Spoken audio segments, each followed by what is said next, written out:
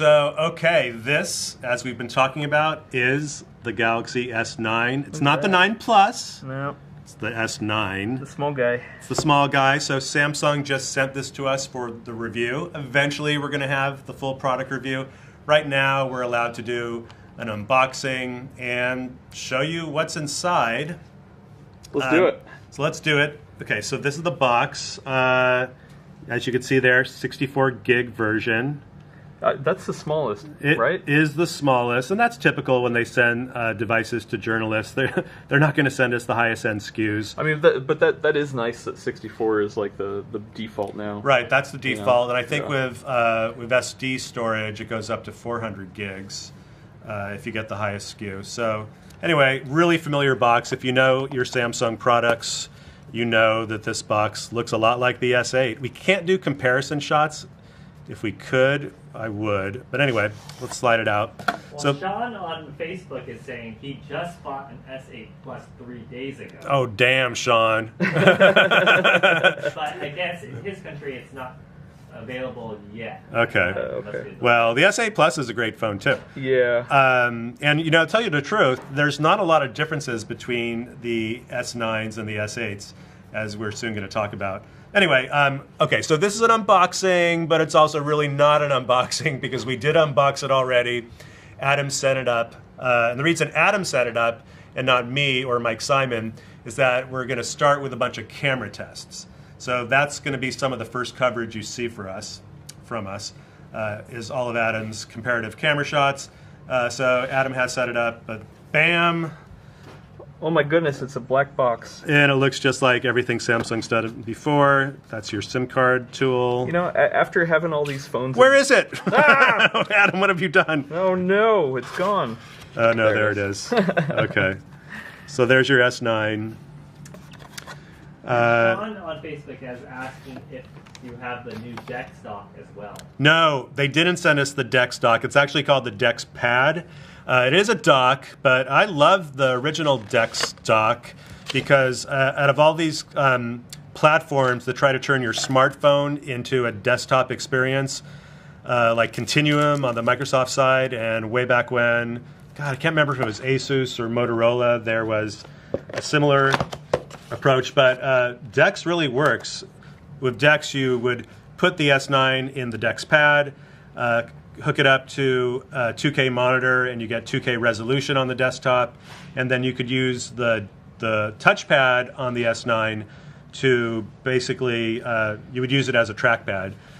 One issue with the Dex Pad is that it's not going to be backward compatible yet with the S8, S8 Plus, and Note 8.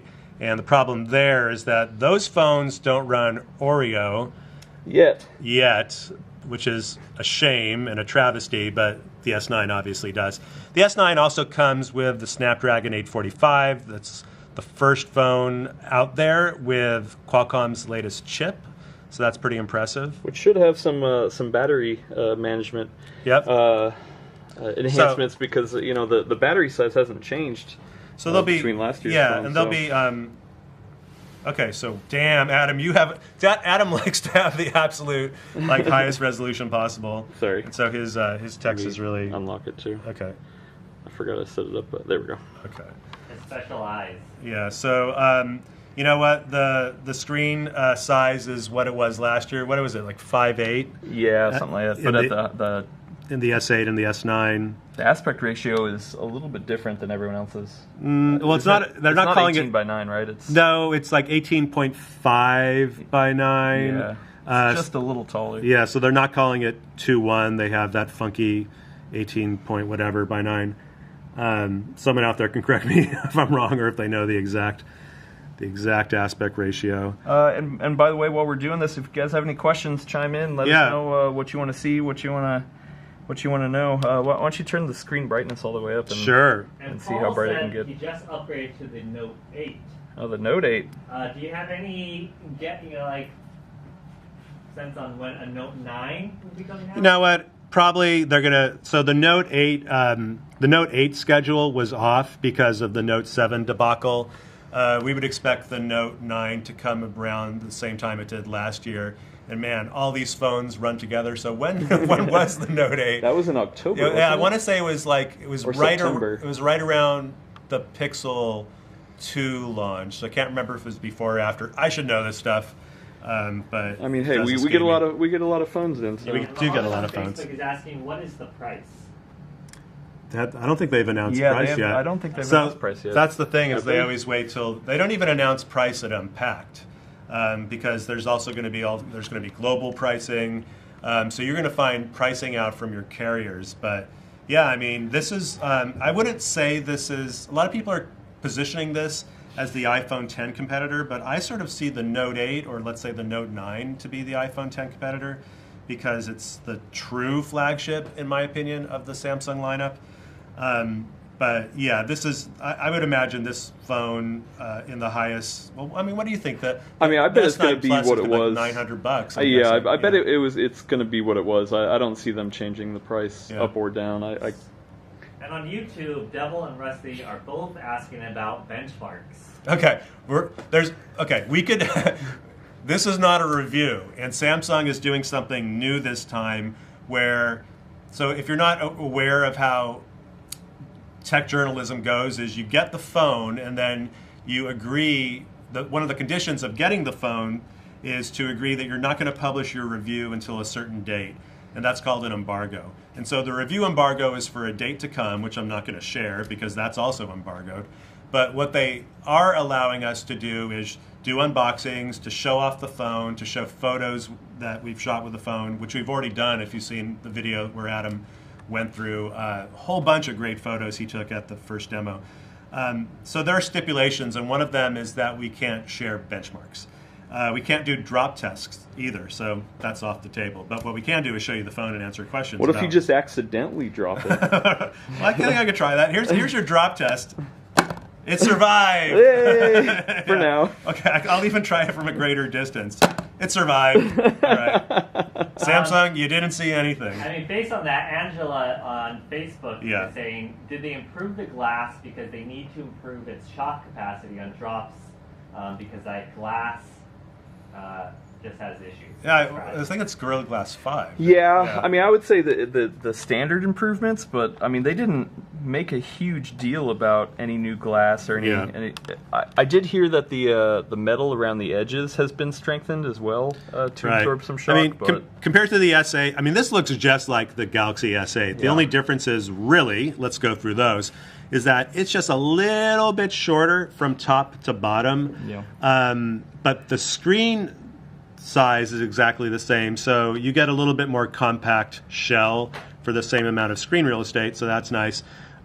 Big improvement is that the fingerprint sensor, which used to be to the right, has now been moved to the bottom of the camera assembly. And the benefit there is that when you're reaching around for that fingerprint sensor, before you inevitably would smudge up your camera lens. Now it's an easier target to hit by putting it lower. So that's a benefit. Wait, why don't you hold it like naturally and see what you think of the placement? Okay. And is this the Edge or the regular? And are they coming out with an Edge as well? This is the regular. So they don't have an Edge variant anymore because now they all have the Edge. Yeah. This is the regular, and then they have the Plus, which is the bigger version. Yeah, and there is these Edge apps. Well, we would have to set them up, but you could set up your Edge apps there. Yeah, it does have it still has that Infinity Edge. Both Facebook and YouTube about the camera specs. So one, what are just the general specs? And two, is there a difference between the S9 and the S9 Plus cameras? Sure. So the specs is that, okay, so first of all, I think we jumped over a question. the Edge. It doesn't come in an Edge variant. We were talking about... People are asking, is this the Edge screen or the normal screen? Right. There is no differences anymore. There used to be an Edge because back with the S7, there was still a variant between the square boxy look and the Edge screen. Now everything is just straight up this, what do they call it, the Infinity display. Yeah, Infinity display. So yeah, there is a little bit of an Edge. It feels less so. Every year they make it less and less of a fall off, but it's not as strong as it used to be, but it's still Edge light. It's still there. So the differences between the S9 and the S9 Plus, essentially size. So This is a 5.7-inch screen. The S9 is Plus is 6.2, if memory serves. Yeah. Obviously, specs are available publicly. But the other big difference, and this is really important, is that the S9 only has a single camera on the back, where the S9 Plus has the dual camera on the back.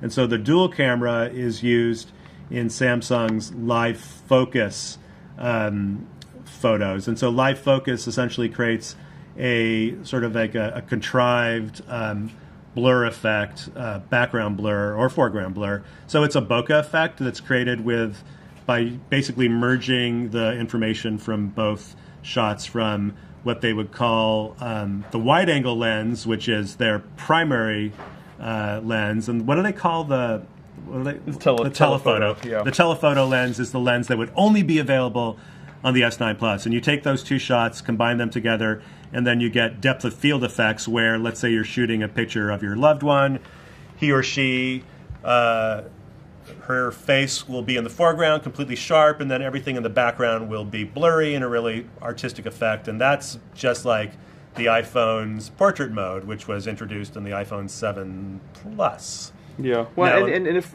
for a second, I want to rant a little bit because I think it's BS on the iPhone side and the Samsung side that they're going to put only the telephoto lens on the bigger one.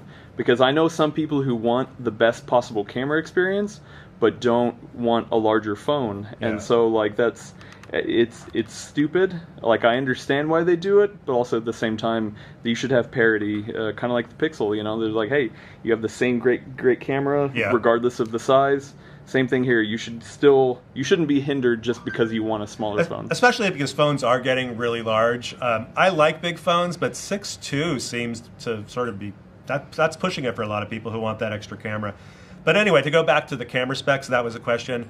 The main camera, what they're calling the wide angle that's on both phones, is a 12 megapixel camera with dual apertures. And Adam can talk about the apertures more.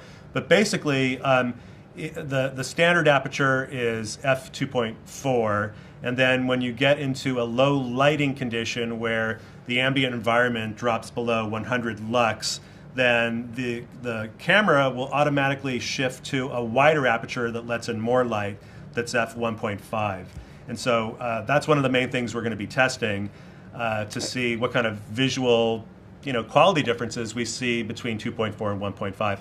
But the promise there from Samsung is that your low light shots will be a lot better with the 1.5. And this is available on both phones, only on the main camera. So the telephoto lens is still has a single aperture at 2.4, also 12 megapixel. But so at least on both versions you get it. So the camera has a number of modes that we'll get into in a second, but there's super slow-mo. And, okay, we're not going to record. Get out of here. And then there's AR emoji, which will show that. I think his name was Rajesh on Facebook, did want to see the slow-mo 960. Okay, we'll show that. And then also I think there are questions just generally about the overall specs. Yeah. So which processor is in there and how much RAM does it have? Okay. On both Facebook and YouTube. I'll start with the easy stuff. So the processor is the Qualcomm 845, which is Qualcomm's newest processor, and they basically do the same thing with every new processor generation. They're improving efficiency, so regardless of what size battery you have, it's gonna be a more efficient processor, so battery life improves. And then they also improve speed, so that it's gonna just make things everything will run a little bit faster. One key spec is that the S9, which is what's here, comes with 4 gigs of RAM standard, where the S9 Plus will come with 6 gigs of RAM standard. And there are battery size differences between the two phones. I can't remember them right off the top of my head. I think it's 3,000 and 3,400, somewhere around there. Yeah. So when Samsung and when all companies offer 2 sizes of phones, the bigger one always gets a larger battery. So that's just standard. Which makes sense. You got more room in there. Yeah. You got more room and you have more pixels to drive. So stuff is happening behind the scenes. Yeah. So can we go into the manual mode real quick? Yeah. So where do I go? Go to Pro mode. Okay. Pro. Yeah, and then so you can, there's a manual adjustment of the aperture. Yeah. So that second one from the left. Okay, that's cool. Yeah, so you can turn that and then hit that button on the very left. Yep, there you go. And so that'll switch between 1.5 and 2.4 manually. So if you want to aim that at me, let's see if I can get a shot of the actual thing changing. Okay, so this is, okay. I'll just hold it steady. Don't take a photo, I just want to see it. Are you ready? Yeah, go for it. Oh, there we go. Oh yeah, you can definitely see it. That's 2.4. That's 1.5. 2.4. See if I can get even closer. 1.5. I mean, and 1.5 is letting in a lot of light. That's definitely a large aperture. So it's 1.5, 2.4. So Adam, Gordon of PC World was asking about this earlier. What is an aperture? What is it really doing? And how come smartphones have?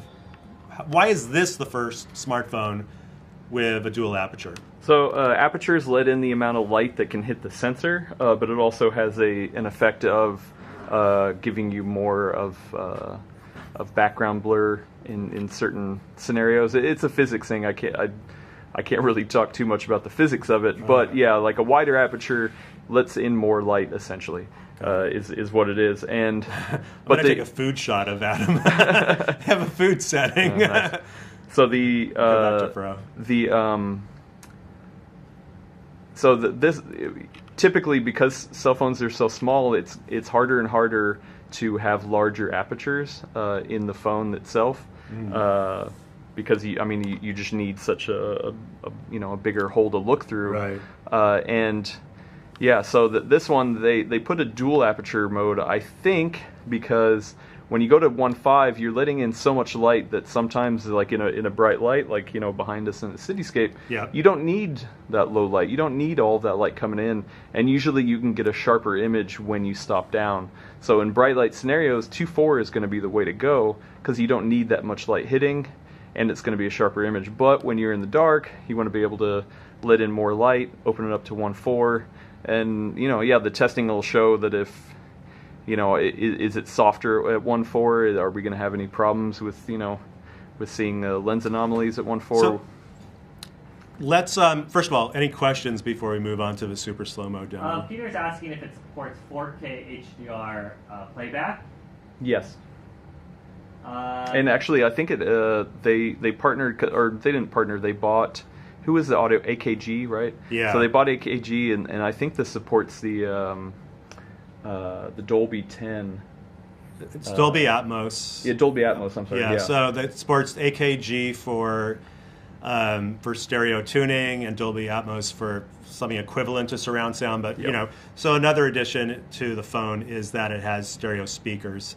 Which it doesn't really. It's more that it's just using the headset speaker at the top as the second one. Yeah. But also the port. I don't know if you noticed. But there's stereo separation. I mean, there is. Yeah. But we've seen that in other phones. But it's not like it's not like boom sound with like top and bottom real stereo. Or not like the Razer phone with two separate drivers, two separate amps. And is the dual aperture on just the rear facing, or is it on both? Just on the rear facing. Just the rear facing main camera. So even the S9 Plus, the telephoto lens does not have a dual aperture. I want to do a super slow-mo shot. Apple makes a good suggestion. Okay. When thinking about the iris, is think of it as a pupil in your eye, which opens wide in the light and closes. Yeah, it's a good one. Yeah. So I can toss this. Okay, so let me talk a little bit about what super slow-mo is, and then we're going to toss something in the air and capture it super slow-mo. So Samsung's story is that once slow-mo was introduced in phones, people have always had trouble really getting that perfect moment because it's sort of hard to anticipate when the action's going to happen. And so how this works, if we could show that here. Yeah, it has an auto mode. Yeah, it has an auto mode. And so I'm going to hit record, and then once action appears in that square where I'm framing up, where I anticipate the action to happen, as soon as there's action in that spot, it's going to record in super slow-mo for 6 seconds.